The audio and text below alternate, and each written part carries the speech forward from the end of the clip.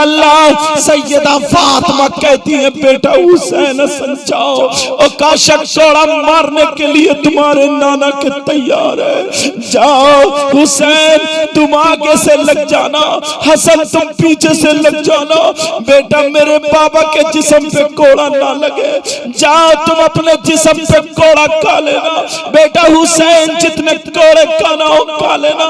हुसैन ने अपनी माँ के आंसू पोंछे, कहा माँ अभी मत रो, भी आपका बेटा हुसैन जिंदा है। हदाना सवा अत्तरीक वजअला लना तौफीक़ा खैर रफ़ीक़ अम्मा बाद फ़अऊज़ु बिल्लाहि मिनश शैतानिर रजीम बिस्मिल्लाहिर रहमानिर रहीम।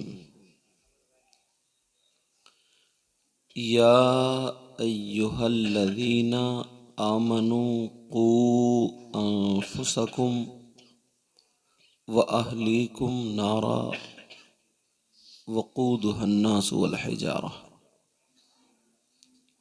इला आखिरिल आया। सदक़ल्लाहु मौलानल अज़ीम व बल्लग़ना रसूलुहुन नबियुल अमीनुल मतीनुल करीम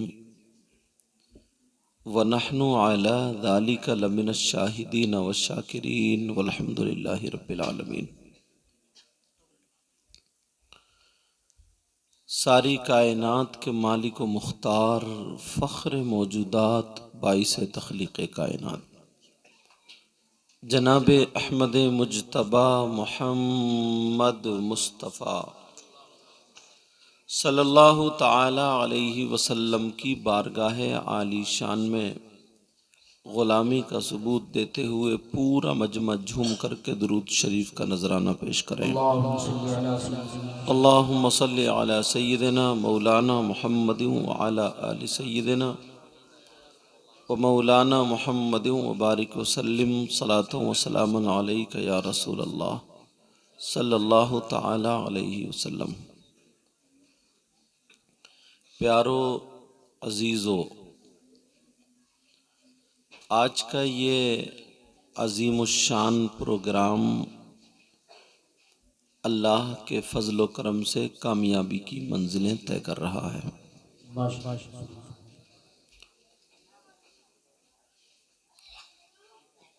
ये अल्लाह का शुक्र और एहसान अजीम है, उसने हमें और आपको ये वक्त और ये मौका और ये सांसें अता फरमाई। तकरीबन 2:30 बज चुके हैं, कमोबेश 2-1 मिनट इधर या उधर, मगर आप लोग अभी भी कसीर तादाद में यहाँ पर जलवागर हैं।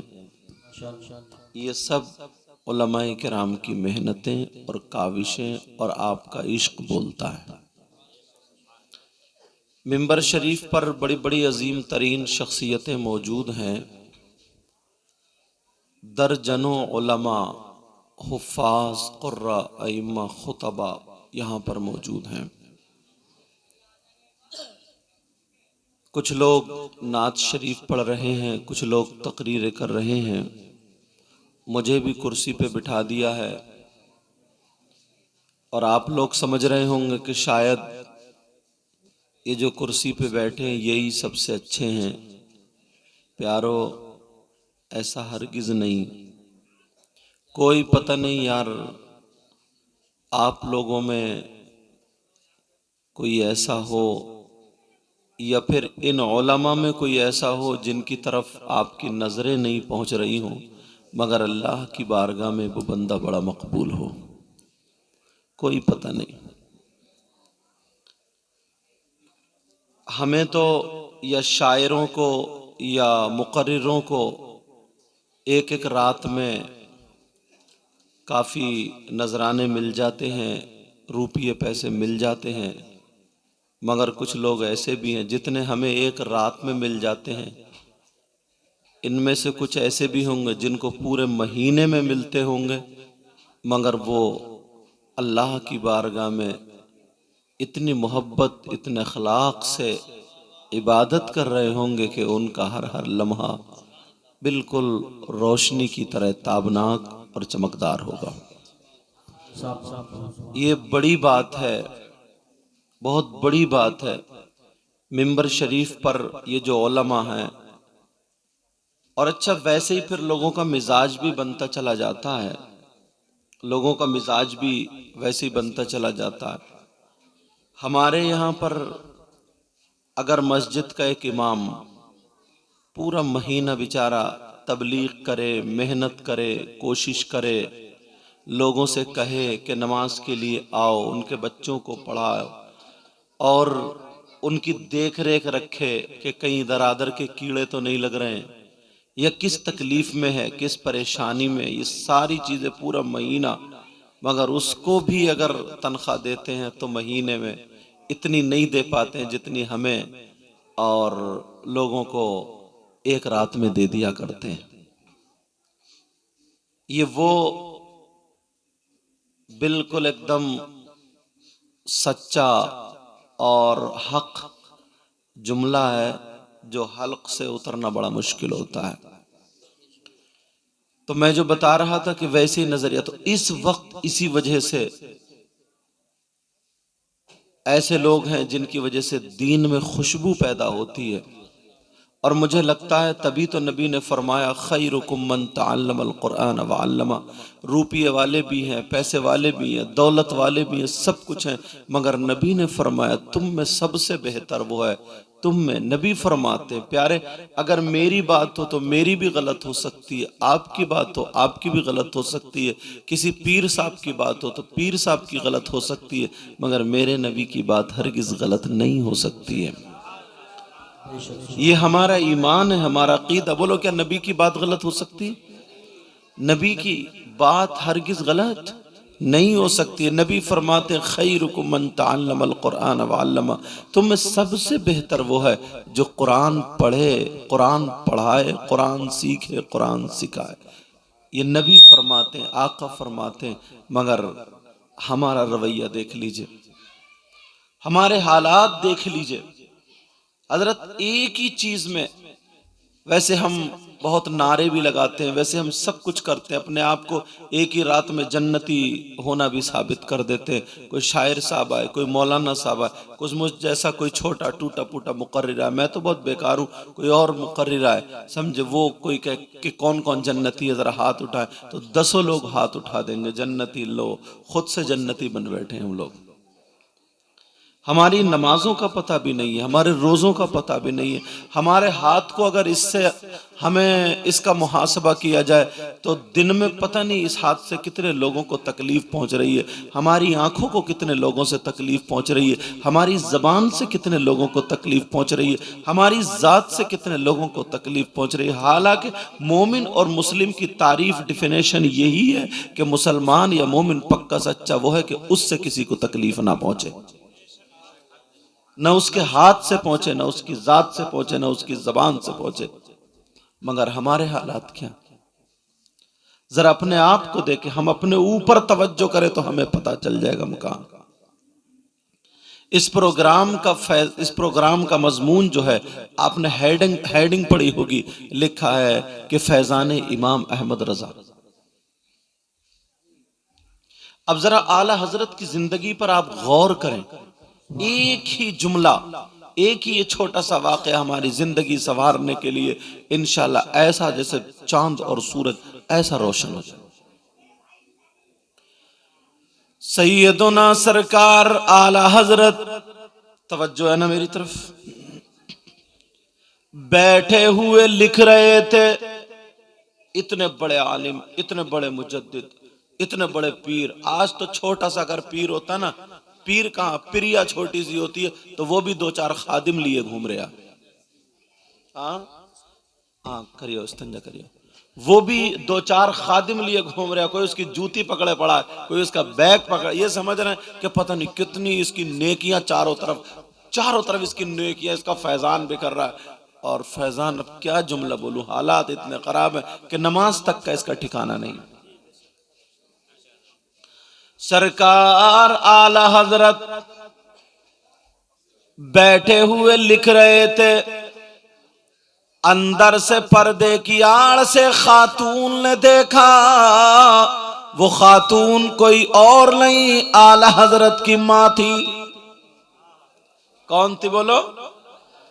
आला हजरत की मां ने पर्दे की आड़ से देखा, कोई और तो नहीं है, कोई नहीं। जब देखा आला हजरत अकेले बैठे हुए लिख रहे हैं, तो प्यार भरे अंदाज में आवाज देते हैं, बेटा अहमद रजा। कानों में आवाज आ गई, कलम रख दिया, उठ के खड़े हो गए। मेरी मां की आवाज आई। तुमने कभी सोचा मेरी मां किस हाल में?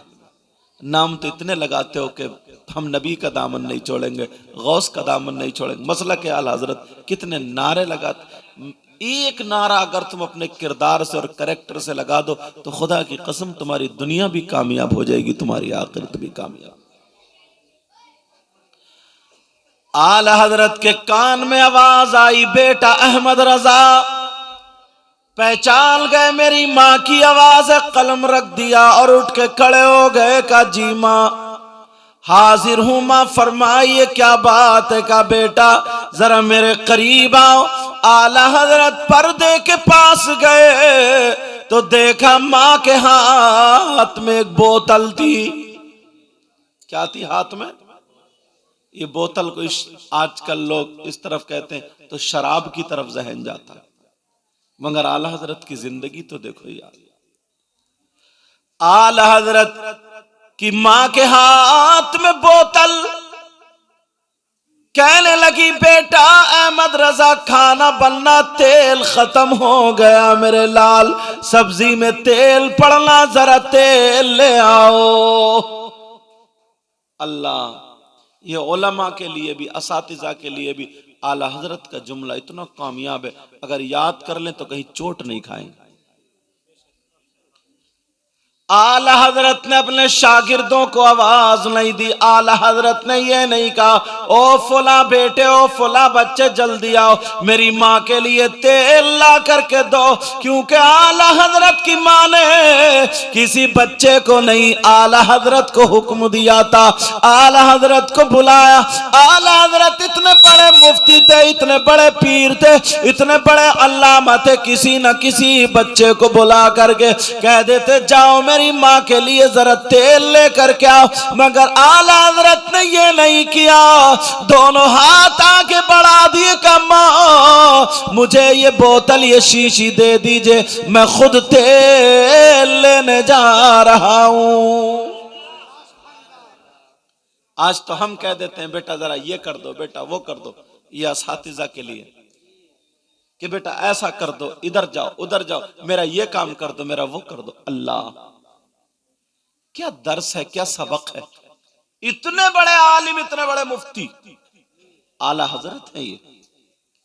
आला हजरत की मां ने कहा बेटा तेल लेकर के आओ। अब आला हजरत चलते चले जा रहे हैं, लोग खड़े होते जा रहे हैं, बड़े मौलवी साहब जा रहे हैं, मगर आला हजरत के जाने का अंदाज देखो, नजर नीचे को है। और कोई मुसलमान बशरा जब नजर पड़ता है तो नजर आता तो आला हजरत उसे सलाम करने का मौका नहीं देते हैं, पहले खुद सलाम करते हैं।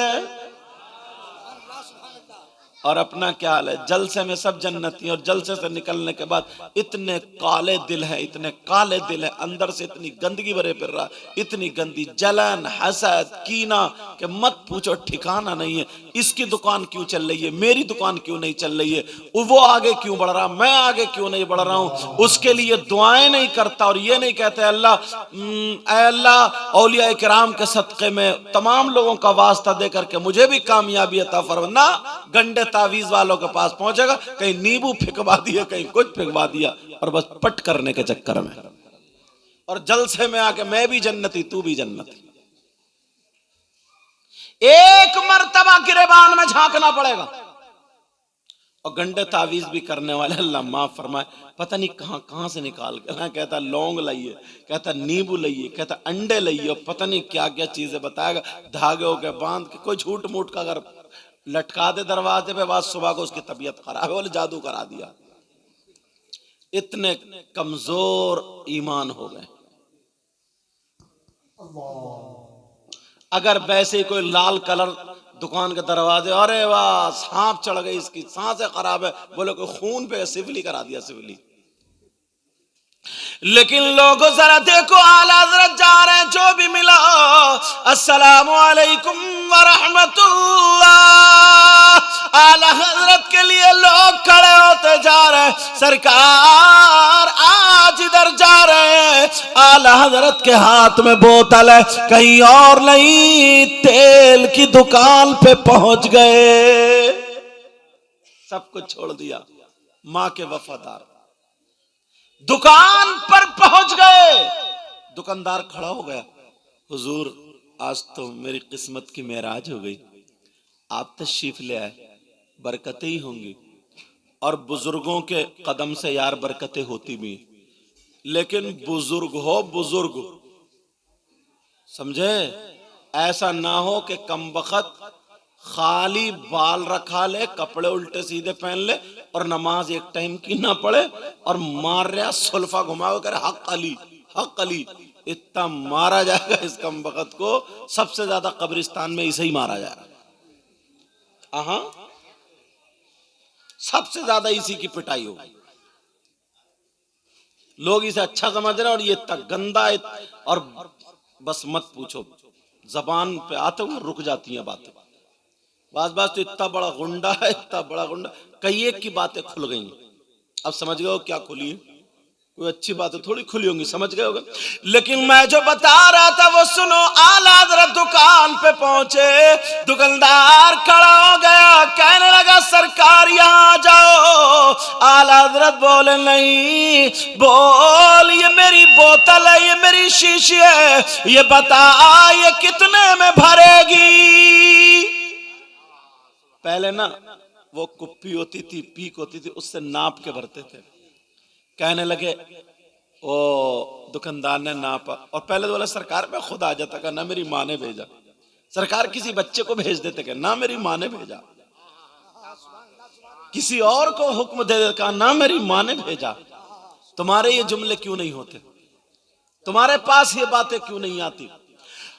अब कहने लगे बता कितने में भरेगी, तवज्जो रखना मेरी तरफ, कितने में भरेगी। उसने नापा, और नापने के बाद कहा हुजूर ये तो 5 आने में भर रही है, मगर आप आए हैं ना, आपका इल्म है, आप बुजुर्ग हैं, आपसे मैं 3 आने लूंगा, 2 आने नहीं लूंगा। 2 आने, आज का अगर मौलाना होता ना तो फूल का कुप्पा हो जाता, कहता ओ मेरी यहां भी चल रही है।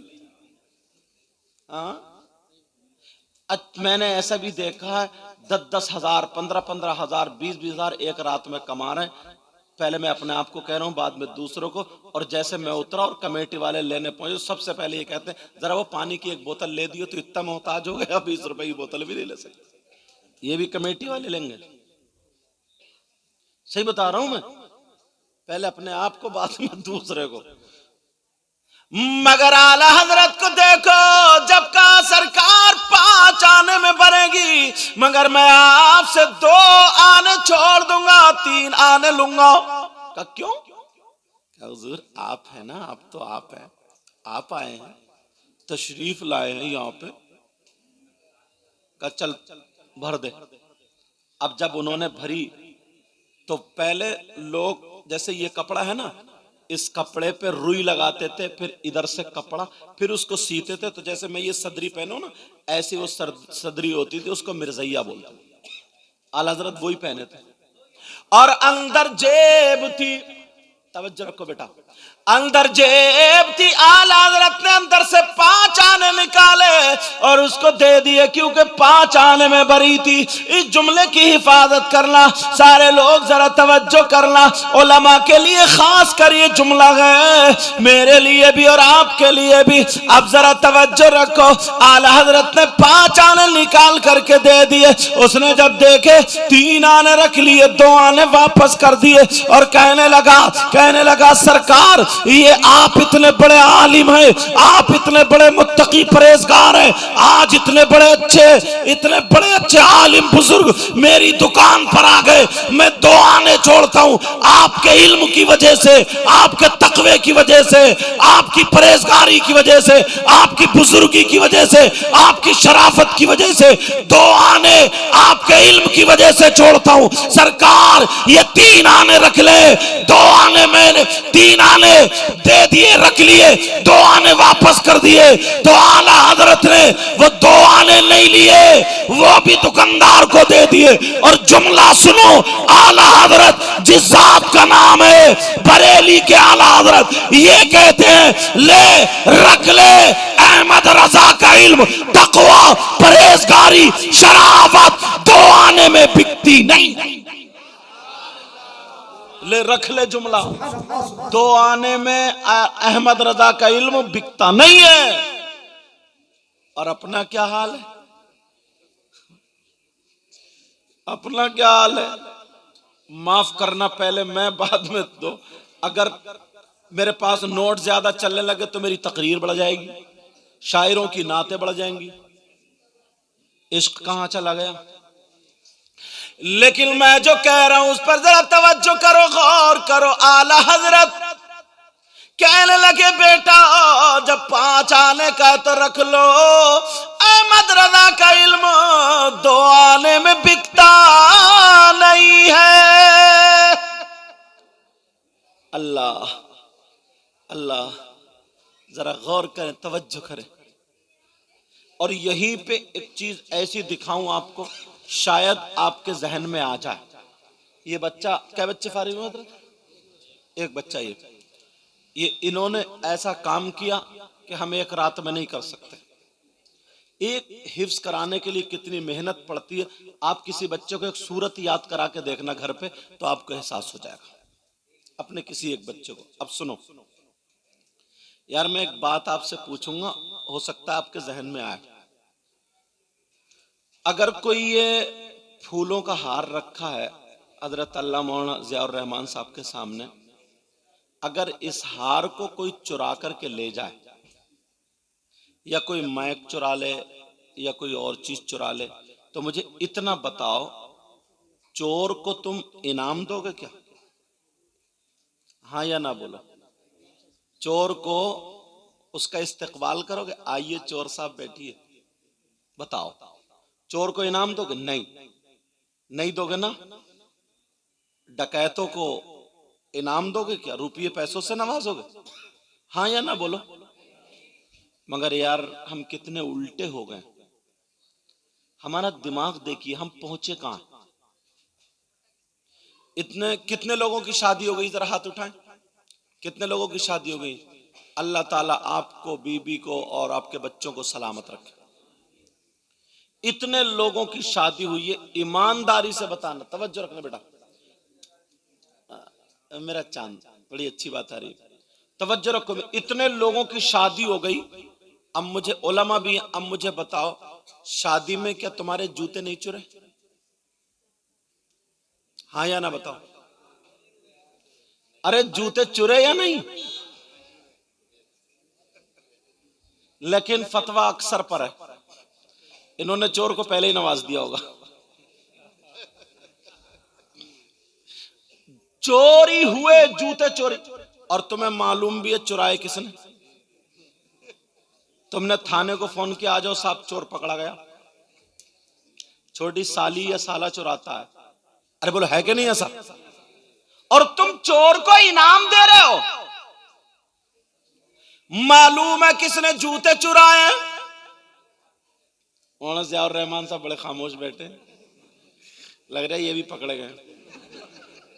ये मेरे बहुत मोहब्बत करते हैं, दोस्त हैं, इसलिए अब आपको इतनी जल्दी नहीं कह सकता, इन्हीं के कांधे पर रख के बंदूक छोड़ना पड़ेगी। अब बताओ, जरा सोचो, गौर करो, तवज्जो करो, क्या जहन है हमारा। शादी के मौके पर दूल्हा मियां के जूते चुरे, दूल्हा मियां खुश हो रहे और इनाम दे रहे चोर को। किसको इनाम दे रहे? अब झगड़ा किस बात पे? इस बात पे है, चोर साहब से डिमांड और उसकी डिमांड पूछी जा रही है। बताओ चोर साहब कितने? अब वो आई छोटी बच्ची, छोटा, बोले 10,000 मांग, देखो 10। इधर दूल्हा मियां बोले नहीं 8 ले लो, 8। इस पे भी थोड़ी बोली चल रही है, बोली, और बड़ी खुशी खुशी से काम चल रही, और 2-4 मेला लगा हुए देख रहे। अच्छा, चोर साहब का डिमांड चल रही। साहब एक भी इस्लाह करने वाला नहीं। मेरी बात पे तवज्जो रखना, जो हमारे घरों में चल रहा है वो बता रहा हूं। इतने में झगड़ा, बोले 8, बोले 10। एक चचा मियां आ गए, बुजुर्ग आ गए, बोले क्या बात है? बोले ऐसे से। बोले ऐसा करो, बात खत्म करो, 9 पे मामला निपटाओ और खत्म करो। इन्होंने फैसला कर दिया, बोले 9,000 दे दो। और जाते जाते जुमला बोल गए, बोले अरे दे दो, ये तो इन बच्चों का हक है, दो। इन चचा मियां से पूछो, चोर और चोरनी का हक जानते हो क्या? तुमने कह तो दिया कि इनका हक है।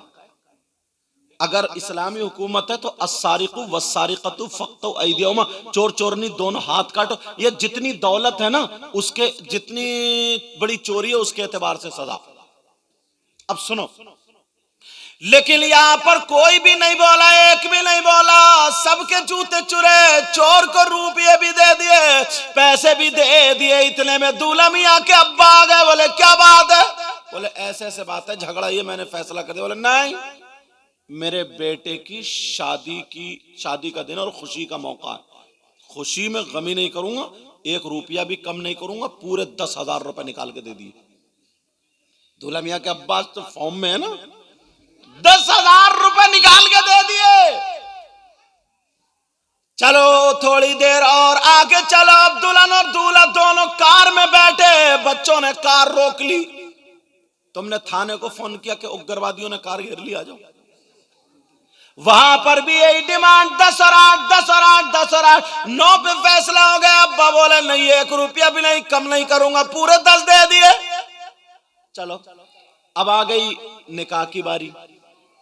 इमाम साहब ने निकाह पढ़ाया। किसने निकाह पढ़ाया? अब इमाम साहब से पूछा जा रहा है, इमाम साहब तुम बताओ। इमाम साहब बोले 10,000। ओहो, जब इतना ही कहा तो अब दूल्हा मियां के अब्बा भी बिगड़ गए। जितने थे सारे के सारे बिगड़। अब दूल्हा मियां के अब्बा की खुशी कहां गई ये बताओ?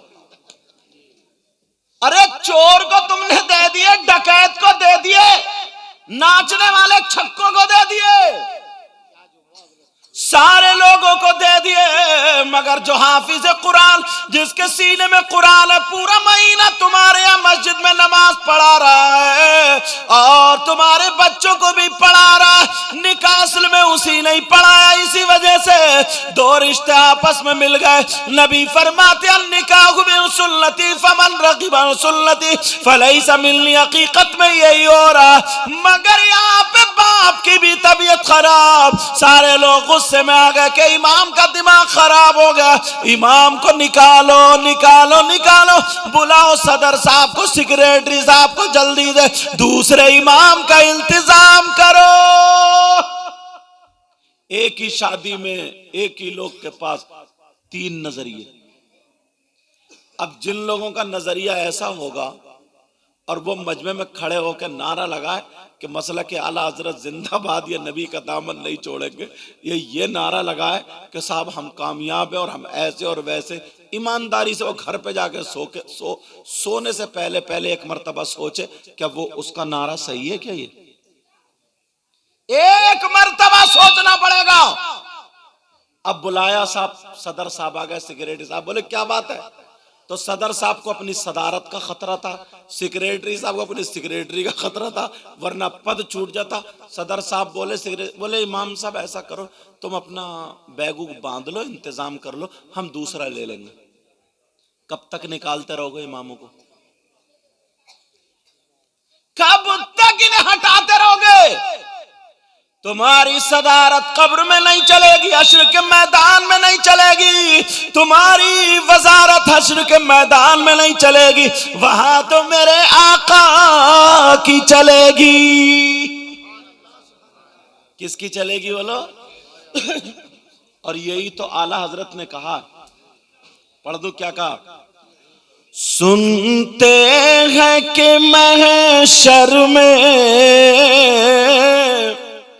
सिर्फ उनकी रसाई है। मैक वाले भैया कहाँ है? जरा हमारा भी ख्याल रखियो, बाकी तुम जानो। अल्लाह भला करे सबका। सुनते हैं कि महशर में सिर्फ उनकी रसाई है। सुनते हैं कि महशर में सिर्फ उनकी रसाई है। गर उनकी रसाई है लो जब तो बनाई है। मैक वाले भी हमारा पूरा ही ख्याल रख रहे हैं वैसे, अच्छा ख्याल रख रहे हैं। अल्लाह ताला सलामत रखे इनको भी हमको भी। बद्दुआ तो दे ही नहीं सकता, पर मेरी दुआ या बद्दुआ क्या आया समझे। मगर मैं अक्सर तकरीरों में कहता हूं, दुआएं कराया मत करो, दुआएं लिया करो। काम ऐसा कर जाओ कि जो आने वाला दिल से दुआएं दे करके चला जाए। अब देखो, एक ही वक्त में आतिशबाजियों में उड़ा दिए, बैंड बाजी में उड़ा दिए, सारी जगह उड़ा दिए, मगर झगड़ा कहां? इमाम के निकाह के पैसों में। अब दूल्हा की खुशी कहां चली गई? अब दूल्हा के अब्बा की खुशी कहां चली गई? तुमने जो थे चोरों को दे दिए, डकैतों को दे दिए। अगर इमाम साहब को दे देते तो क्या इंतकाल हो जाता तुम्हारा? और अगर इंतकाल हो भी जाता तो नेक काम करते हुए इंतकाल होता। अच्छा देखो, नजरिया हमें बदलना पड़ा। ये हाफिज कुरान हुआ, मुझे यहाँ का पता नहीं और मुझे बताया भी नहीं लोगों ने। मेरी इतनी मुलाकात में हजरत अल्लामा मौलाना जुनैद साहब क़िबला ये जलवागर है, सकाफी है, ये भी उसी मदरसे में पढ़े जहाँ ये गुनाहगार भी पढ़े, काबिल शख्सियत और भी उलमा सब मेरे सर के ताज है। बेटा बात मत करो, एक एक बात उठाऊंगा और आप तक पहुंचने की कोशिश करूंगा। बोलो समझ में आ रही है नहीं आ रही? अब थोड़ा सा आगे, एक स्टेप और उठाओ तो आपको पता चलेगा कि हम कितने पानी में। एक बात ऐसी है, ये मौलाना सद्दाम साहब आ गए, आपका क्या नाम है? हजरत अल्लामा मौलाना मोहम्मद रजा साहब। ये सब इधर इलाके के खतीब व इमाम, कोई इमामत कर रहे हैं, कोई मदरसे में पढ़ा रहे हैं। अल्लाह ताला इन सबको सलामत रखे। एक शख्स ऐसा आपके दरमियान अगर कोई आ जाए, कैसा यार, जो उसकी माँ उसके घर में रहती हो और वो सगा बेटा अपनी माँ के साथ गलत हरकत करे। मेरा इशारा समझ गए? सगा बेटा, बिल्कुल सगा बेटा अपनी माँ पर गलत नजर डाले, माँ के साथ जिना करे, ऐसा शख्स तुम्हें मिले तो बताओ तुम उस शख्स से दोस्ती करोगे? हाँ या ना बोलो? तुम्हारे नजरिए के एतबार से इससे बुरा कोई शख्स हो सकता? कितना जलील, कितना नीच, कितना गंदा, कितना खराब खराब खराब खराब। जिस माँ ने 9 महीने पेट में रखा, जिस माँ ने दूध पिलाया और उसी माँ के साथ गलत हरकत करे, यार इससे बुरा इंसान हमारी नजर में नहीं हो सकता। बोलो कोई हो सकता है? अगर तुम्हें ऐसा कोई मिल जाए तो उससे दोस्ती करोगे? हाँ या ना बोलो? उससे रिश्तेदारी करोगे? दस्तरखान पे खिलाओगे? और अगर तुम में से कोई हो तो तौबा करोगे? अब भी हाँ ना बोलो? तौबा करोगे? बोलो इंशाअल्लाह। मैं जो हदीस पढ़ता हूँ, देखता हूँ, उस पे कौम पे उतारने की कोशिश करता हूँ। आज हमारी कौम में ना कम से कम 10% लोग ऐसे हैं जो ऐसा कर रहे हैं। आप कहोगे कि हजरत कहाँ यार, हमारी इतनी उम्र हो गई, हमने देखा तो ऐसा हमें अभी तक तो नहीं मिला। अगर इजाजत हो तो बता दूं, आप लोगों में भी 2-4 होंगे ऐसे। सुनना चाह रहे बोलो, कौन ऐसा जो अपनी माँ के साथ गलत हरकत करने जैसा?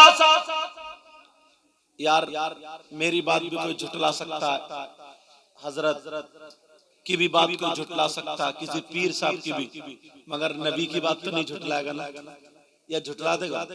सबकी बातें गलत हो सकती है मगर आमना के लाल की बात गलत नहीं हो सकती।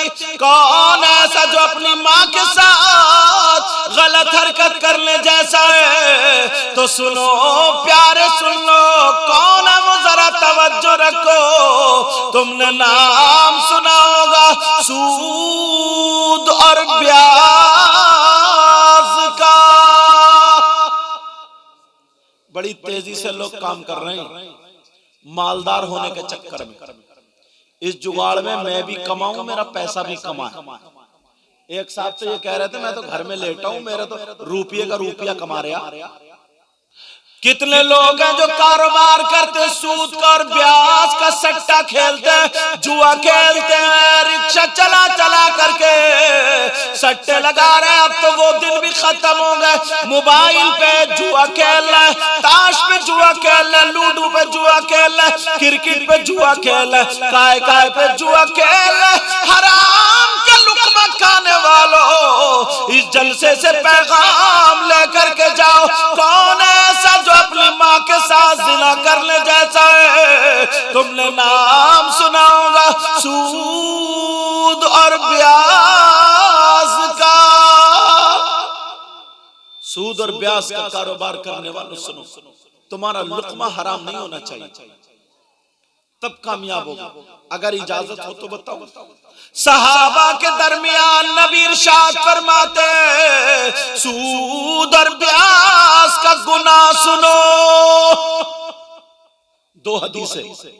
एक हदीस में सूद और ब्याज जो होता है ना, अच्छा सूद और ब्याज का लफ्ज तो समझ ही रहे हो आप लोग, जो होता उसके गुनाह जो है ना, उस गुनाह के 70 हिस्से हैं।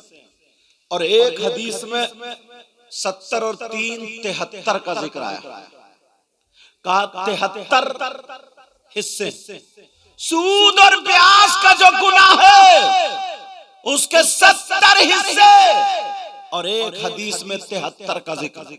अब सुनो, जैसे वहां से लेकर के यहां तक वो सारे हिस्से रखे हो, समझाने के लिए बोल रहा हूं। सबसे बड़ा, उससे छोटा, उससे छोटा, उससे छोटा, उससे छोटा, उससे छोटा, लाइन से रखे हो। मगर सुनो, नबी फरमाते ये सारे हिस्से सूद और ब्याज का गुनाह उसके 70 हिस्से हैं। आमना के लाल ने फरमाया अगर इन हिस्सों के गुनाह के बारे में पूछना चाहते हो तो बड़ा वाला नहीं, उससे छोटा, उससे छोटा, उससे छोटा, उससे छोटा, सबसे छोटा। मदीने के ताजदार इरशाद फरमाते सबसे छोटे वाले हिस्से का गुनाह और पाप ऐसा है जैसे सगे बेटे का मां के साथ जिना। और नबी की बात गलत नहीं हो सकती। कोई माई का लाल अगर हदीस को गलत साबित कर दे तो मुंह मांगा इनाम दे करके जाऊंगा।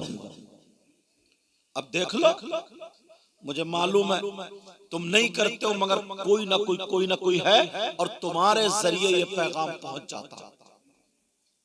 कितने लोग हैं जो हराम का लुक्मा अपने मुंह से हल्क से उतार लेते हैं। अल्लाह, छोटे वाले हिस्से का इतना गुनाह जैसे माँ के साथ, सगे बेटे का माँ के साथ जिना करना, तो फिर उससे बड़े का क्या होगा? फिर उससे बड़े, उससे बड़े, ये 70 के 70 हिस्से सूद और ब्याज का जो गुनाह है उसके। अब छोटे वाले का बताया कि इतना बड़ा पाप है जैसे माँ के साथ मुंह काला करना। मगर लोगों की तवज्जो नहीं, बस मालदार हो जाए, किसी का पैसा दबाना पड़े तो दबा लेंगे, किसी को मारना पड़ेगा तो गलत हरकत कर देंगे, किसी की बुराई का। और अब तो मैं एक जुमला तकरीरों में नहीं बोलता था मुसलमानों के लिए, मगर आज के दौर में इस वक्त में वो जुमला बोलने पर मजबूर हो गए। मुसलमान सब कुछ होता था, गुनाहगार होता था, मगर दलाली नहीं करता था। और आजकल तो इतने दलाल पैदा हो गए, मुसलमानों में इतने दलाल हो गए, अल्लाह माफ फरमाए। बस ऐसा लगता है कि कयामत बिल्कुल करीब आ चुकी, इतने दलाल। और दिल के ना इतने काले, इतने सामने से मिलेगा ना, सामने से तो मालूम बड़ा हंस के मिलेगा आप बड़े अच्छे, और अंदर से इतना काला है, इतना काला। प्यारो क्या है इस जिंदगी का? अरे यार रहोगे, सांसें लोगे, इंतकाल खत्म, खलास, सब यही रह जाएगा। अगर जाओ ना तो दिल साफ करके जाओ। तुमने बिल्डिंगें बना ली, रुपया पैसा और बड़े थे, इंतकाल हो गए ना, तो लोग कब्रिस्तान में क्या कहते हैं, अरे यार मालदार तो था मगर दिल का बहुत काला था यार। कब्रिस्तान में लोग चर्चा करते हैं, कहते हैं जिसका लिया उसका दिया ही नहीं, अरे बड़ा गंदा इंसान था ये। और अगर गरीब था ना, गरीब, मकान भले से नहीं बना, मगर लोग कहते हैं यार बेचारा गरीब रहा मगर था बड़ा भोला, था बड़ा शरीफ, था बड़ा प्यारा। बोलो है कि नहीं? अरे दुनिया से जाओ तो ऐसे बन के जाओ, ये सब यही रह जाएगा, सारी चीजें खत्म, सब यही रह जाएगा। आज से पहला कदम उठा लो और ये अहद कर लो, तुमने मुझसे कहा था कि हाँ हम तौबा करेंगे, वादा कर लो इंशाअल्लाह आज के बाद कोई लुकमा ना हराम का खाएं और ना कमाएं। बोलो इंशाअल्लाह, बोलो। ये हाथ ताकि गवाह हो जाएं, गवाही पेश होती ना, गवाह हो जाएं, और हाथ उठा करके पक्के सच्चे दिल से तौबा करो कि इंशाअल्लाह ना हराम का लुकमा खाएं और ना कमाएं। बोलो इंशाअल्लाह तुम्हारा जलसा कामयाब होगा। खाली हम लोग ना बातें सुनते चले जाते हैं, बात ये दिल की बात आ गई तो एक बात बता दो, सुनना चाह रहे हो बोलो या खत्म कर दूं? अच्छा मिजाज ना हमारा कुछ अलग हो गया, कुछ मौलाना लोग भी, पहले मैं बाद में दूसरे हजरत, वो भी तकरीर में इतने चुटकुले सुनाएंगे, इतनी हंसी मजाक, तो फिर वैसी मजाक बनने लगता ना, कुछ लोगों का दिल नहीं लगता, फिर वो ये चाहते हैं यार थोड़ा सा मजा आना चाहिए, थोड़ा सा मनोरंजन होना चाहिए। यार उर्सों को हमने बदल दिया मनोरंजन के चक्कर में, शादियों को हमने बदल दिया मनोरंजन के चक्कर में, अब जलसों को भी बदलेंगे क्या? उर्स जानते क्या होता है? अल्लाह के मुकद्दस वली उसके दरबार पे जाते हैं, जहां पर डॉक्टर फेल, हकीम फेल, कोई बीमारी या दवा काम नहीं कर रही है, अल्लाह वाले की चौखट पे चले जाओ, कामयाब हो जाओगे। मगर उनसे पाक में कमेटी वाले हुए, 2-2, 3-3 लाख रुपए का चंदा किया और बात स्टेज बनाया, इधर कव्वाल बैठा है, इधर कव्वाला बैठी है, या इधर कव्वाल बैठा, इधर कव्वाला बैठी है, वो लेडीज और जेंट्स का मुकाबला हो रहा, और वो उसे गंदे गंदे अशार कह रही है, वो उसे गंदे गंदे अशार कह रहा, एक दूसरे पे जुमले कस रहा है, और नौजवानों की रगों में शैतान दौड़ रहा, थूक लगाया नोटों पे और ऐसे करके फिसला फिसला के फेंक रहा, ऐसे करके बदल गया माहौल। बोलो है कि नहीं? तुम लोग तो बंगाल बिहार के हालात देखते होगे, अगर उर्स होता तो कैसे कहां का, अब तो अल्लाह का शुक्र है जलसे होने लगे, जलसे होने लगे, मगर उन जलसों में भी मालूम है ऐसे हालात, कई लड़कियों की इज्जतें लूट जाती है, कई लड़की घर से भाग जाती है, कई लड़कियों की बेइज्जती हो जाती है। औरत का सही मानों में जब मसला क्या हजरत कह रहे हो ना, तो कान खोल कर सुन लियो, अहनाफ के नजदीक औरत का मजार शरीफ पे जाना जायज नहीं, औरत का मजार शरीफ पर जाना जायज नहीं। मगर हमारे यहाँ क्या, खुद तो गैरेज में पड़े पड़े काला हो गया, खुद काम करने जा रहा और बीबी अगरबत्ती लिए घूम रही है मजारों में, बीबी चिल्ले खींच रही है। ऐसे हालात बदलना पड़ेगा अपने आप को, सही तरीका पहचानो, अपने आप को पहचानो, ताकि पता चल जाए हमें। अब बात ये चल रही थी इंशाअल्लाह कोई भी लुकमा हराम का नहीं खाएंगे। दिल इतना साफ सुथरा करो। एक मर्तबा ना मेरे नबी मस्जिद नबवी में तकरीर कर रहे थे, ये बात मुझे याद आने लगी, सुनना चाह रहे हो खत्म कर दूं। मेरे नबी मस्जिद नबवी में तकरीर कर रहे हैं और सहाबा बड़े खुश हो रहे थे, जन्नत की बातें चल रही थी। मेरे नबी बयान करते करते करते करते जब सहाबा के चेहरे को देखे बड़े खुश हुए, बातें जन्नत की चल रही हैं। नबी भी प्यार में आ गए। नबी कहने लगे, ओ मेरे जानिसारो, चाहने वालों, जन्नत का नाम सुन के बड़े खुश हो रहे हो, अगर इजाजत हो तो किसी जन्नती का दीदार करा दो। जन्नती को देखना चाह रहे हो, बता दूं जन्नती कौन है। सहाबा तो जन्नती थे मगर दिल में ख्वाहिश है। कहने लगे, हाँ का दिखा दीजिए कौन है जन्नती दुनिया पे चलता फिरता। अब लोग अपने अपने मन से सोच रहे थे, यार ये जंगे बहुत करते हैं, ये नबी के साथ बहुत रहते, इन्हीं का नंबर आएगा। कोई बोला ये मस्जिद में रात भर रहते, इन्हीं का नंबर आएगा। किसी ने सोचा ये कुरान बहुत पढ़ते, इन्हीं का नंबर आएगा। किसी ने सोचा ये बड़े परहेजगार है, इन्हीं अपने भी सोच के एतबार से। मगर मेरे नबी इरशाद क्या फरमाते जरा सुनो। नबी ने फरमाया कि जन्नती का दीदार करना चाहते हो, का जिया का दीदार करना चाहते हैं। मेरे नबी ने इधर देखा, साहबा को देखा, आंखें बंद कर ली। 2 मिनट के बाद आंखें खोली। आंखें खोलने के बाद नबी इरशाद फरमाते हैं, अगर जन्नती का दीदार करना है तो मस्जिद के दरवाजे को देखो, जो आ रहा है दीदार कर लो, वो जन्नती है। अब जब देखा ना, आगे देखा, लोग सोच रहे कौन इतना बड़ा आलिम, मुफ्ती, मुत्तकी, परहेजगार। देखा ना तो कौन थे? एक सीधे साधे बोले भाले बेचारे चचा मियां थे। एक बुजुर्ग, कपड़े भी सुकड़े हुए और ऐसे थे कि जैसे भी ताजा वुजू बना के आ रहे हैं, और अंसारी बरादरी के थे। सहाबा ने देखा, रे इनसे ज्यादा तो मुत्तकी परहेजगार पढ़े लिखे यहाँ मौजूद है, इनका नंबर कैसे आ गया? लेकिन दिल में सोचा, यार नबी ने कहा तो इनके अंदर कोई तो क्वालिटी है, कोई ना कोई तो बात है, कोई ना कोई इनके अंदर ऐसी चीज है जिससे अल्लाह और रसूल राजी है। क्वालिटी क्या है? चलो इनकी किस्मत की मेराज हो गई। नबी ने कह दिया तो जन्नती है, कोई बात नहीं, तकरीर हो गई, सब लोग चले गए।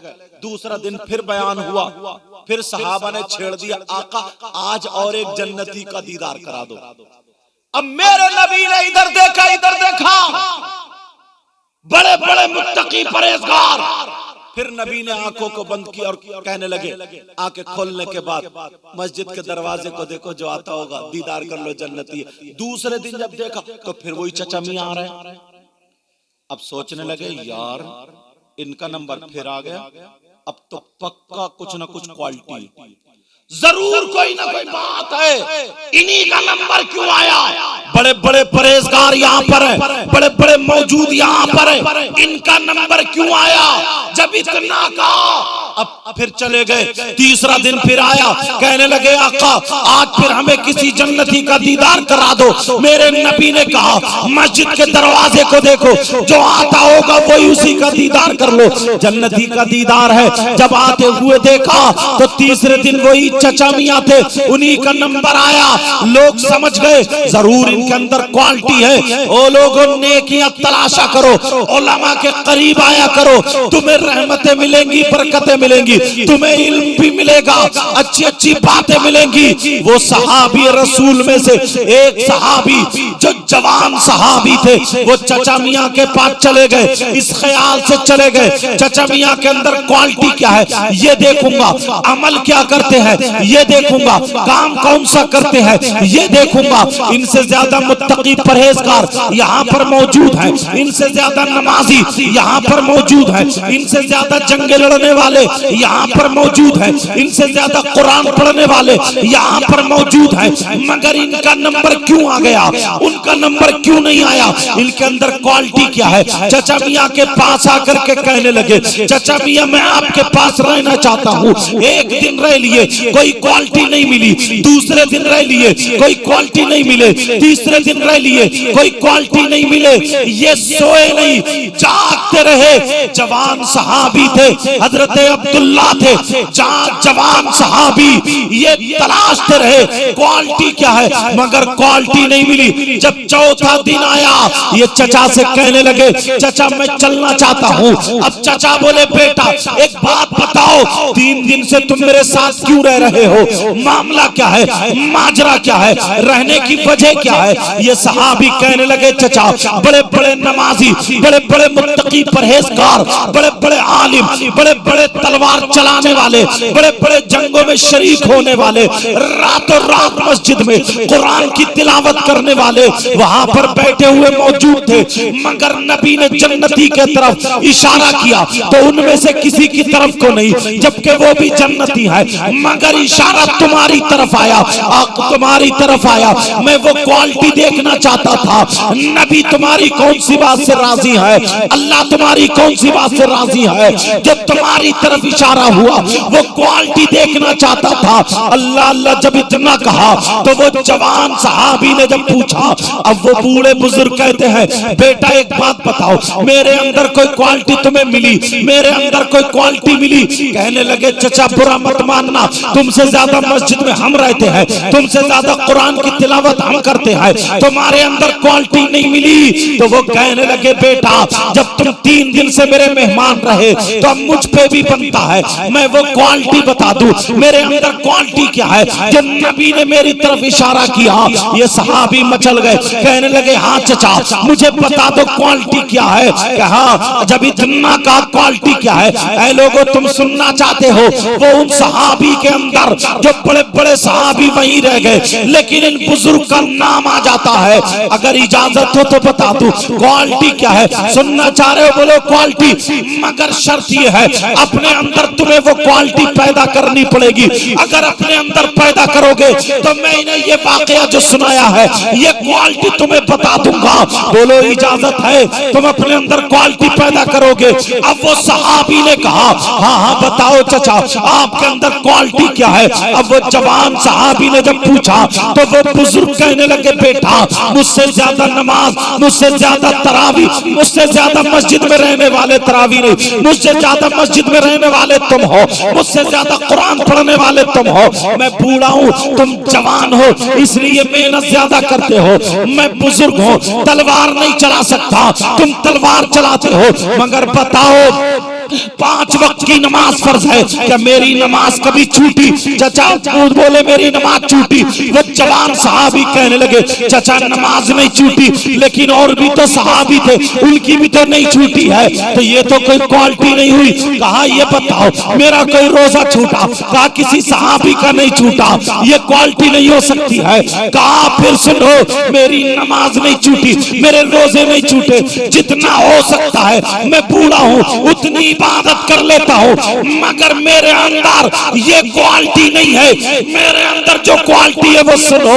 अब वो पुराने बुजुर्ग कहने लगे, बेटा क्वालिटी ये है कि जब से मैंने होश संभाला है अपने दिल के अंदर किसी की तरफ से मैल नहीं रखा, दिल के अंदर मैंने गुरूर और तकब्बुर नहीं रखा, दिल के अंदर कभी किसी से नफरत नहीं रखी। ये मैल और नफरत की गंदगी, ये जलन, हसद, कीना, बगावत अपने सीने के अंदर नहीं रखा। अगर आ भी गया तो फौरन खत्म कर दिया। बेटा मेरे अंदर क्वालिटी है कि मैंने कभी किसी से जलन, हसद, कीना, बगावत नहीं की। मेरा सीना उसमें कीना नहीं, बल्कि मोहब्बत रसूल का मदीना है।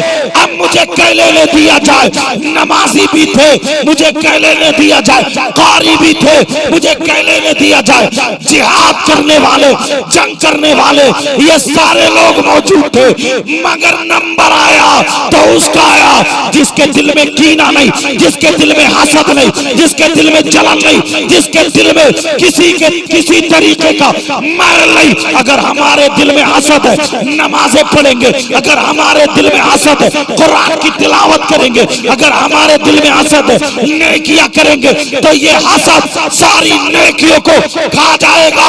अगर कामयाब होना है तो अपने दिल को, अपने सीने को मोहब्बत रसूल का मदीना बनाना होगा। जलन, हसद, कीना, बगावत, सारी चीजों से आज तौबा करनी पड़े। तुमने वायदा किया था मुझसे, कहा था कि आज कहा था कि हम भी अपने अंदर क्वालिटी पैदा करेंगे, इसीलिए मैंने सुनाया। मुझसे वायदा करोगे, किसी से जलोगे तो नहीं?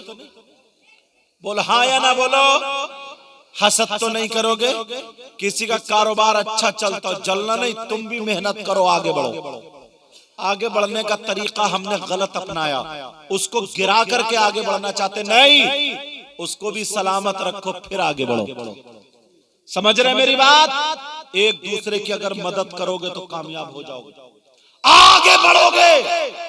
मगर मदद करने का तरीका खत्म हो चुका। जरा गिरेबान में झांको, कितने हुकूक हम पर पड़ोसियों के, कितने माँ बाप। यार मेरे नबी की जिंदगी याद आ रही है।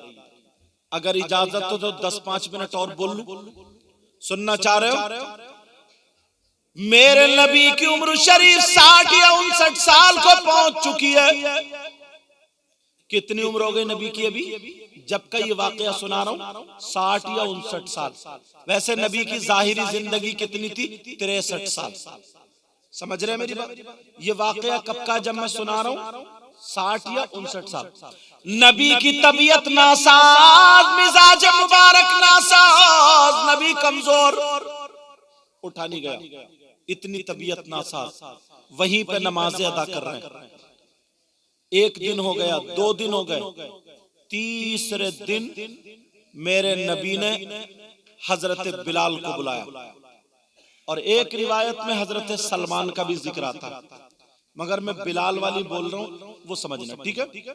बता दिया मैंने, सलमान का भी जिक्र है कि हजरत सलमान को बुलाया, लेकिन हजरत बिलाल को बुलाया। आए का बिलाल, मदीने की गलियों में ऐलान कर दो, मैं मोहम्मद लोगों से आखिरी वसीयत करना चाहता हूं। क्या वसीयत है बता दूं? हजरत बिलाल ने मदीने की गलियों में ऐलान कर दिया, लोगों मोहम्मदुर रसूलुल्लाह कुछ कहना चाहते हैं, उनकी वसीयत सुन लो। जिसकी दुकान खुली थी खुली रह गई, जिसकी बंद थी बंद रह गई। सारे लोग मस्जिद नबवी में पहुंच गए। अब नबी की तबीयत नासाज, जाए कैसे? तो कौन आए नबी को लेने? हजरत अली और हजरत अब्बास के बेटे, या तो हजरत कुसुम बिन अब्बास थे या हजरत फजल बिन अब्बास थे। हजरत अब्बास के बेटे, उनके मोढ़े पर नबी ने एक हाथ रखा और दूसरा हाथ हजरत अली के मोढ़े पर, और दोनों के सहारे से नबी मस्जिद तशरीफ ले गए। समझ में आ रही बात? मस्जिद नबवी पहुंच गए। मेरे नबी ने नमाज अदा की। नमाज अदा करने के बाद मिंबर शरीफ पर बैठे, और मिंबर शरीफ पे बैठने के बाद कहा, ओ लोगो अब सुनो वसीयत। तुम कहते हो ना हम नबी का दामन नहीं छोड़ेंगे, असल में हजरत बात आ जाए तो कह दो हमारे यहाँ खाली दावे। आप देखना जुलूस मोहम्मदी जब निकलता है, सरकार का जुलूस कितना प्यारा होगा, मगर कुछ लफंगे लड़के हैं जो पट्टी बांध लेंगे यहाँ पे और गलियों में कूदेंगे कि ये है मेरे नबी की शान, बच्चा बच्चा कुर्बान, नबी का दामन नहीं छोड़ेंगे। और जैसे ही जुलूस निकलता हुआ जाएगा ये भी जाते होंगे और छतों पे लड़की खड़ी हुई देख ले, माँ बहनें खड़ी हुई देख ले, तो ये इतना कूदेगा, इतना नाचेगा, इतनी जोर जोर से नारे लगाएगा ताकि उनकी नजर हम पे पड़ जाए और हम उन्हें देखें। अब ईमानदारी से बताओ, ऐसा शख्स अगर कोई हो वो गुलाम नबी हो सकता है? खुद बताओ। संभाला अपने बेटों को तुमने? लोग कहते गए लो देखो क्या हो रहा, इतना पाकीज़ा जुलूस, लेकिन सुनो मेरे नबी की रियल जिंदगी, नबी की तबीयत ना साफ। ऐलान कर रहे लोगों, मेरी वसीयत है, अगर तुम में से किसी का कोई हक मुझ पे आता हो तो ले लो। अल्लाह नबी के सदक़े में कायनात का जर्रा जर्रा बना, नबियों के सरदार। लेकिन नबी फरमा रहे अगर किसी का कोई हक आता हो तो ले लो। एक सहाबी के 11 दिरहम आ रहे थे, हजरत फजल बिन अब्बास से कहा दे दो, दे दी। फिर मेरे नबी ने दूसरी मर्तबा ऐलान किया, सहाबी कह रहे आका हमें जान मिली आपके सदक़े में, माँ बाप मिले आपके सदक़े में, कायनात का जर्रा जर्रा बना आपके सदक़े में।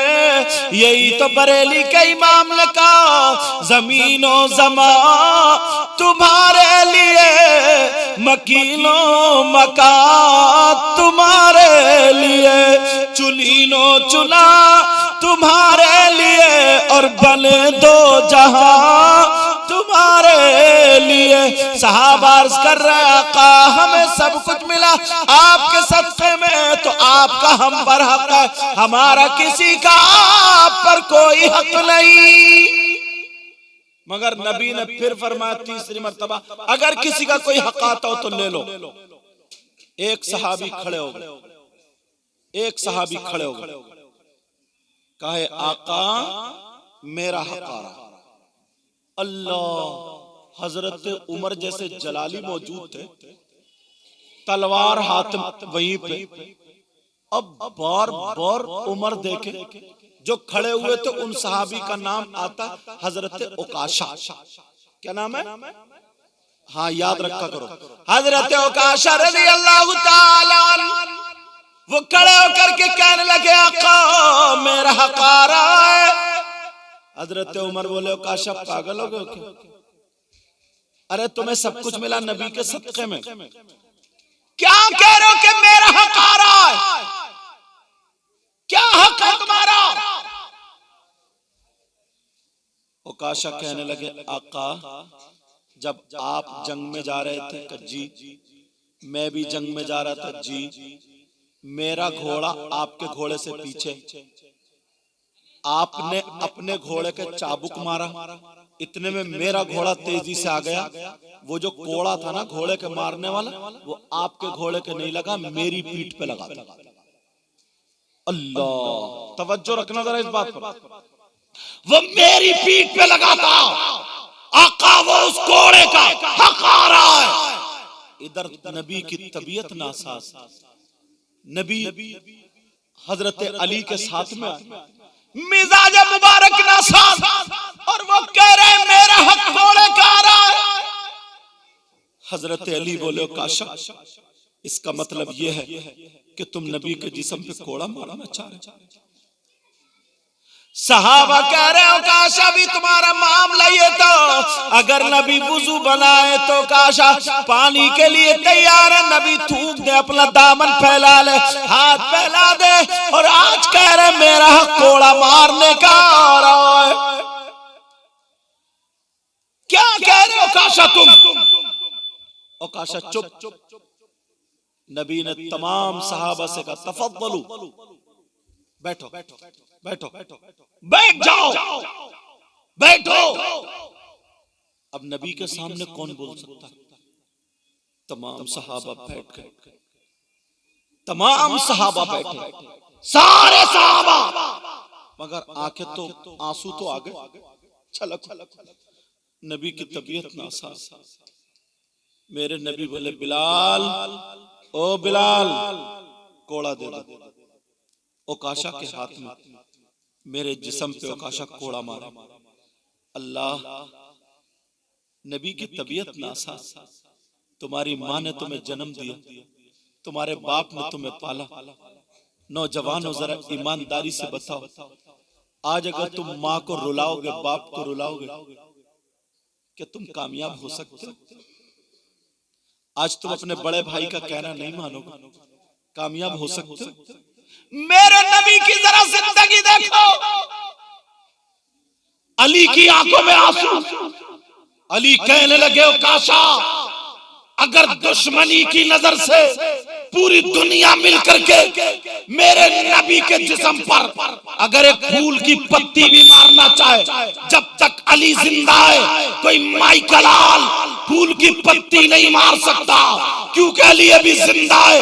हजरत उमर तलवार लेके खड़े हो गए, कहने लगे, ओकाशा, आज अगर नबी नहीं होते और आप अगर ये जुमला बोल देते तो उमर की तलवार होती, तुम्हारी गर्दन होती। हजरत अबू बकर सिद्दीक खड़े हुए, कहने लगे, ओकाशा, जरा सोचो, तुम्हें जान मिली तो नबी के सदके में तुम्हें क्या नहीं मिला? नबी के सदके में आज नबी के कोड़ा मारना चाहते हो। हजरत उस्मान रोते हुए खड़े हो गए, ओकाशा मान जाओ, नबी के जिस्म पर कोड़ा मत मारो।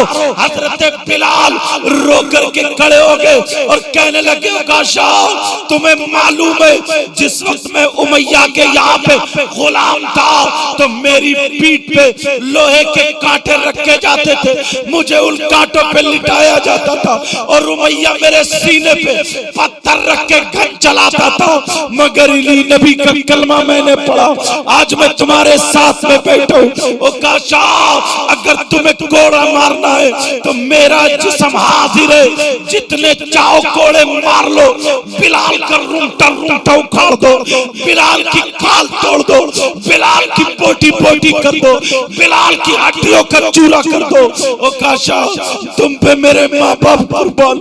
ओकाशा, तुम मेरे नबी के जिस्म पे कोड़ा मत मारो। बिलाल के जितने चाहो कोड़े मार लो, बिलाल कुछ नहीं कहेगा। ओकाशा, माफ कर दो। ओकाशा, बिलाल के कोड़ा मार लो। जब बिलाल ने ये बयान किया, सहाबा की आंखों में आंसू आ गए। सहाबा रो रो करके कहने लगे, ओकाशा मान जाओ, बिलाल कह रहे, ओकाशा तुम्हें पता है हमसे खाना नहीं आता, हमें नबी ने खाना सिखा दिया, हमें पहनना नहीं आता, हमें नबी ने पहनना सिखा दिया, हमें नबी ने क्या नहीं सिखाया। ओकाशा, बिलाल का जिस्म हाजिर है, जितने चाहो कोड़े मार लो।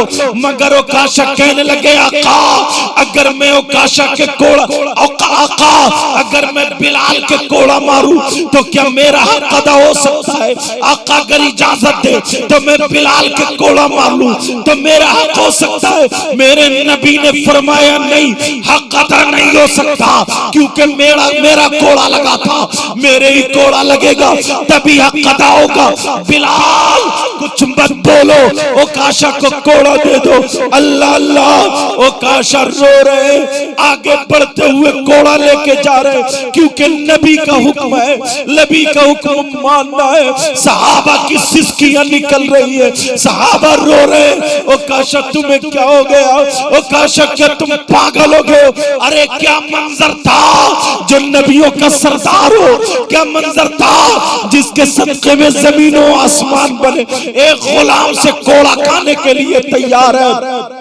तू कैसा बेटा है, तू कैसी औलाद है, तू कैसा बच्चा है? तेरी माँ अगर तुझे डांट दे तो तेरी गर्दन टेढ़ी हो जाती है, तेरा बाप अगर तुझे डांट दे तो तू आके निकाल के घर से भाग जाता है। जरा सोच, जरा सोच, तेरी माँ किस हाल में है, तेरा बाप किस हाल में है। हम एसीओ में लेटे हैं, हम कूलर की हवा में लेटे हैं, हमारे माँ बाप का छप्पर भी पूरा नहीं पड़ा है, हमारे माँ बाप के पास मच्छरदानी भी नहीं है। अरे हम अपनी किस किस लड़कियों से दोस्ती करके मोटरसाइकिलों पे लड़कियों को घुमा रहे हैं, जिसको गर्लफ्रेंड बोल करके उनको चाउमीन खिलाने ले जा रहे हैं, उनको मोमोज खिलाने ले जा रहे हैं, उन्हें पार्किंग में घुमा रहे हैं। तुम्हारे घर में तुम्हारी माँ तड़प रही होगी, तुम्हारे घर में तुम्हारा बाप तड़प रहा होगा, तुम्हारे घर में तुम्हारी बहन जवान हो गई है, उसकी शादी होने के लिए तैयार है, मगर तुम रुपया पैसा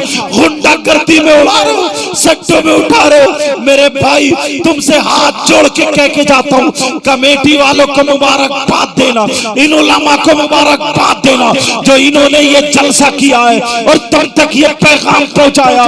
जरा अपने नबी की जिंदगी को देखो जो सारे नबियों के सरदार है। कह रहे हो काशा कोड़ा मारो, बिलाल कोड़ा दे दो, बिलाल कोड़ा दे दो। हजरत बिलाल रोते हुए आगे बढ़े, कोड़ा हाथ में है। कहो काशा मान जाओ, मगर वो काशा ने कोड़ा ले लिया। वो काशा कोड़ा मारने के लिए तैयार है। हजरत उमर बार बार उठते हैं और बार बार नबी की तरफ देखते हैं। एक मर्तबा उमर से नहीं रुका गया, तलवार लेके खड़े हो गए, कहने लगे ओ काशा तुम अपने एहसान जरा याद करो। अरे तुम क्या थे क्या हो गए, आज नबी के जिस्म पे कोड़ा मारना चाहते हो। अरे उमर को जानते नहीं हो, मगर नबी ने फरमाया तफद्दल बिल जुलूस या उमर, इजलिस या उमर, आओ ना ए उमर यहाँ पे बैठ जाओ। हजरत उमर बैठ जाते। नबी के सामने कोई नहीं बोल रहा, क्योंकि सहाबा को पता था या अय्युहल्लज़ीना आमनू ला तरफऊ अस्वातकुम फौका सौति नबी वला तजहरू लहू बिल कौली कजहरी बादिकुम लिबादिन अन तहबत अमालुकुम व अंतुम ला तशऊरून। नबी की बारगाह में बुलंद आवाज नहीं करते, अगर बुलंद आवाज करे तो ये भी बेअदबी है, ये भी गुस्ताखी है। और अगर ऐसा कोई करेगा उसके अमाल खत्म हो जाएंगे, उसकी नेकियां खत्म हो जाएंगी, उसकी अच्छाइयां बर्बाद हो जाएंगी और उसे शऊर भी नहीं होगा। लेकिन सहाबा रो रहे और कह रहे, हजरत अली सांसें ले रहे, कह रहे मौला परवरदिगार परवरदिगार क्या मंजर आ गया। कह रहे हो काशा अगर पूरी दुनिया एक तरफ होती और मेरे नबी मना नहीं करते, अली अगर एक तरफ होता तब भी अली पीछे नहीं हटता। नबी के जिस्म पे कोड़ा तो क्या, फूल की एक पत्ती भी दुश्मनी की नजर से अली आने नहीं देता। कहा ओ काशा के हाथ में कोड़ा दे दो, ओ काशा कोड़ा मारो। नबी कह रहे हो काशा कोड़ा मारो। नबी ने 3 दिन से ढंग से खाया नहीं है, नबी से खड़ा नहीं हुआ जा रहा, मगर गुलाम से कोड़ा खाने के लिए तैयार है। तू कहता है नबी का दामन नहीं छोड़ेंगे, ईमानदारी से अगर दामन नहीं छोड़ेगा, अपनी माँ का कहना कभी मत टालना, अपने बाप का कहना कभी मत टालना, कभी किसी को सताना मत, नमाजें मत छोड़ना, अच्छाइयों की तरफ कदम बढ़ा देना। तब तू कहे ना कहे लेकिन तेरे हाथ में नबी का दामन होगा। तू कहे ना कहे तू नबी का पक्का सच्चा गुलाम होगा। ओ काशा ने हाथ में कोड़ा लिया, कहने लगे ओ काशा बोले आका मेरा एक हक और आ रहा है। क्या आ रहा है? कहा जिस वक्त आपका कोड़ा लगा था तो मेरे हाथ में बिलाल का, आपके हाथ में बिलाल का कोड़ा नहीं था बल्कि आपका कोड़ा था। अगर मैं बिलाल के कोड़े से मार लूं तो क्या हक अदा हो सकता है? मेरे नबी ने फरमाया नहीं हो सकता। अल्लाह अल्लाह का नहीं हो सकता।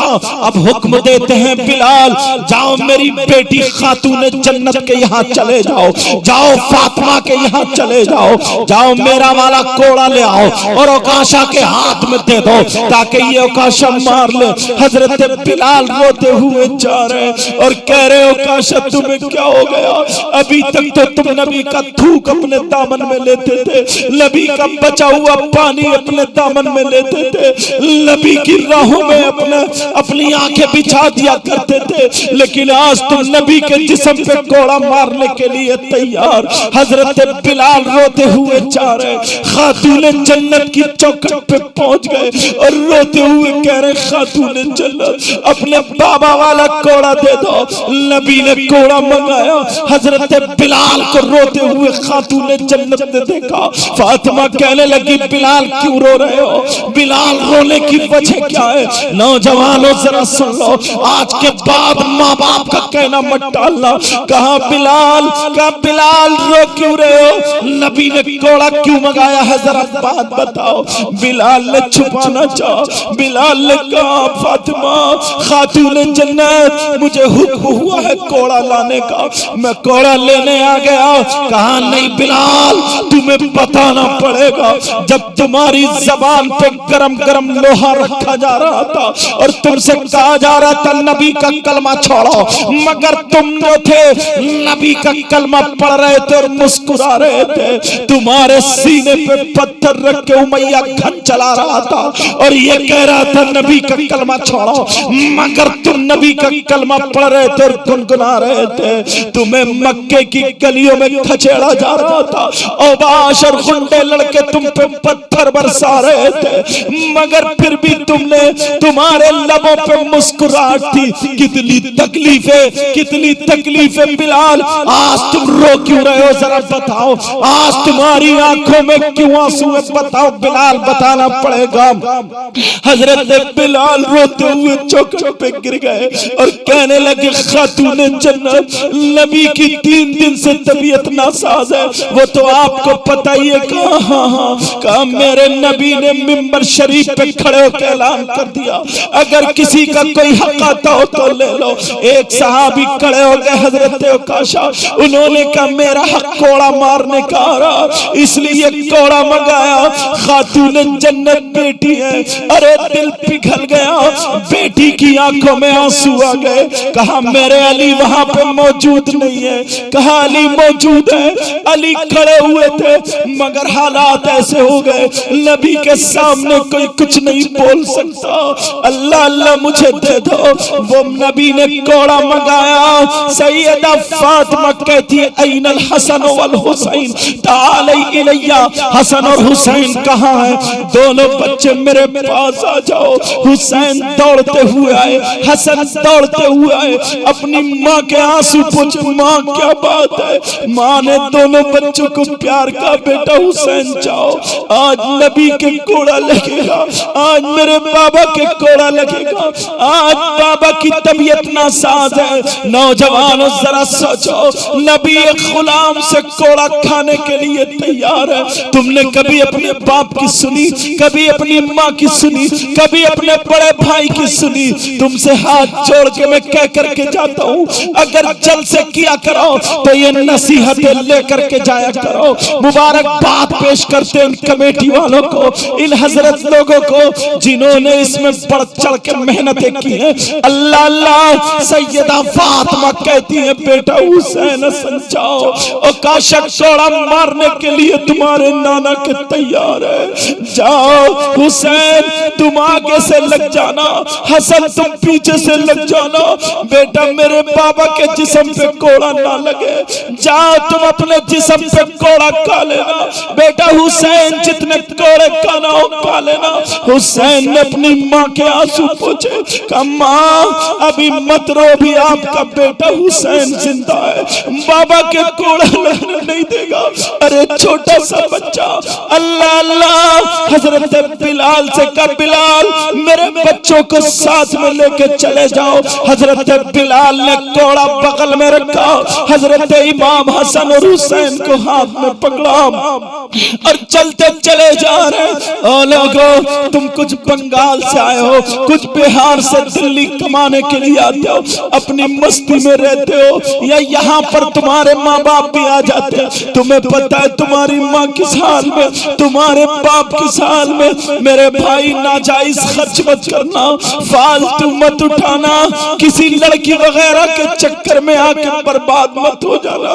तेरी माँ तेरे घर में इंतजार कर रही है, तेरा बाप तेरे घर में इंतजार कर रहा है। मेरा बेटा, मेरा भाई, मेरा फुला रिश्तेदार आएगा तो घर बनेगा। तुमसे हाथ जोड़ के कह के जाता हूँ, कुछ लड़कियां इस मंजिल पे आ गई हैं, दूसरे लड़कों को अपने चक्कर में फंसा के उनके नोट खाती है। मुझसे ज्यादा तुम जानते हो, मगर प्यारो तुम अपनी माँ का ख्याल करना, बाप का ख्याल करना। अब जरा सुनो, हजरत उकाशा के हजरत बिलाल की बगल में कोड़ा है, एक हाथ में हसन, एक हाथ में हुसैन। हुसैन जा जा रहे हैं बिलाल, ओकाशा कौन है जो मेरे नाना के जिस्म पे कोड़ा मारना चाहते हैं? मुझे जल्दी लेकर के चलो, मेरी मां रो रही होगी, जल्दी लेकर के चलो। हजरत बिलाल भी रो रहे, उधर सहाबा भी रो रहे, उधर बेटी खातूने जन्नत घर पे रो रही है, एक गुलाम से कोड़ा खाने के लिए तैयार।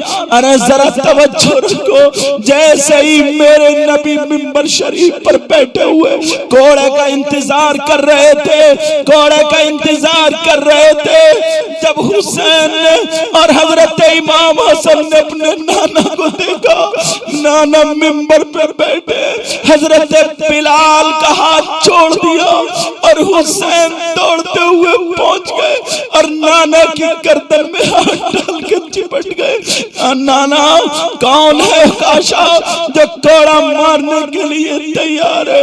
कौन है ओकाशा?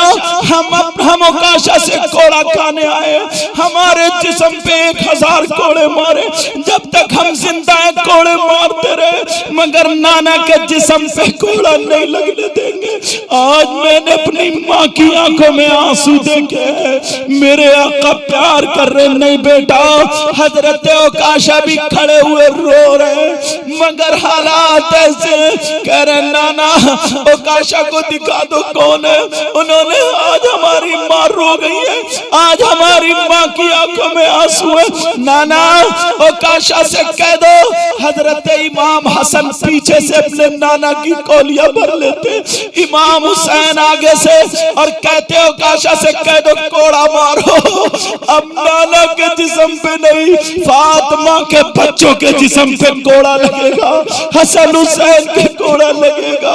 मेरे नबी कहते हैं अली अली, मेरा दिल भर आया, मेरे बच्चों को ले लो, मेरे बच्चों को ले लो, मेरा हुसैन मुझे रुलाना दे।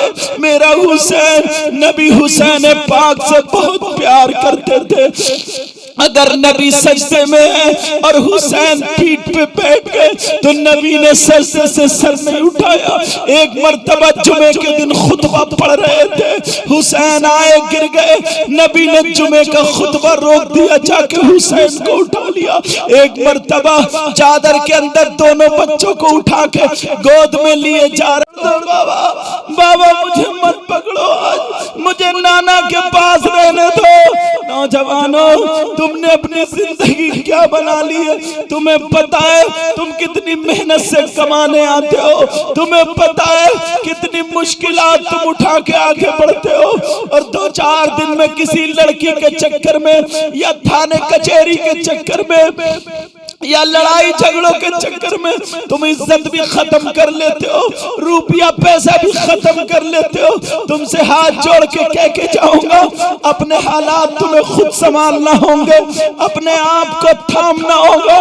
दोनों बच्चे कह रहे बाबा माँ घर पे रो रही है, बाबा आज हमने अपनी माँ की आंखों में आंसू देखे, बाबा छोड़ दो, हमें नाना पे कुर्बान होने दो। हजरत अली ने दोनों बच्चों को पकड़ा, कहा मेरे लाल मुझे चिपट जा। उधर मेरे नबी की आंखों में आंसू आ गए। काली एक मर्तबा हुसैन को मेरे पास ले आओ, हुसैन को ले आओ, हुसैन को बुलाया, हसन को बुलाया। नबी ने चूमा, कहा बेटा जाओ अपने बाबा के पास जाकर, नहीं नाना नहीं नाना, हमारी माँ घर पे रोती हुई हमसे कह रही थी, कहा बेटा कुर्बान हो जाना, कहा बेटा जाओ तुम जाओ। हजरत अली ने पकड़ लिया, कहा ओकाशा, कहा बिलाल ओकाशा के हाथ में कोड़ा दे दो। हजरत बिलाल आगे बढ़ रहे, हाथ कांप रहे, मगर ओकाशा के हाथ में कोड़ा आया। कहा ओकाशा कोड़ा मारो। हजरत इमाम हुसैन बोल पड़े, ओकाशा किसके कोड़ा मारने जा रहे हो? मेरे कोड़ा मारो, मेरे मारो। हसन बोले मेरे मारो।